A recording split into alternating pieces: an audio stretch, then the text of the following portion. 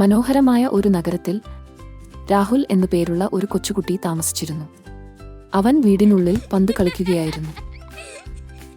അവന്റെ അമ്മ അവനോട് പറഞ്ഞിരുന്നു, വീടിനകത്തല്ല, പുറത്താണ് നീ പന്തുകളുമായി കളിക്കേണ്ടത്. പക്ഷേ രാഹുൽ അതൊന്നും അവഗണിച്ചു.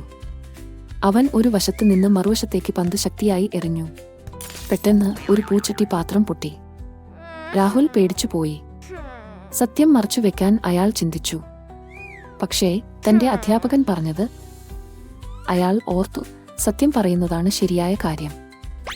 അമ്മ വന്നപ്പോൾ രാഹുൽ പറഞ്ഞു, ക്ഷമിക്കണം അമ്മേ, ഞാൻ പാത്രം പൊട്ടിച്ചു. അമ്മ അവനെ ദേഷ്യത്തോടെ നോക്കി. പക്ഷേ അതിശയകരമെന്ന് പറയട്ടെ, അവൾ പുഞ്ചിരിച്ചുകൊണ്ട് പറഞ്ഞു, നിങ്ങളുടെ സത്യസന്ധതയിൽ ഞാൻ അഭിമാനിക്കുന്നു. അമ്മ അവനെ കെട്ടിപ്പിടിച്ച് പറഞ്ഞു, പക്ഷേ അടുത്ത തവണ മുതൽ നീ പുറത്ത് കളിക്കണം. രാഹുൽ പുഞ്ചിരിച്ചു. അയാൾക്ക് ഉള്ളിൽ ധൈര്യവും സന്തോഷവും തോന്നി.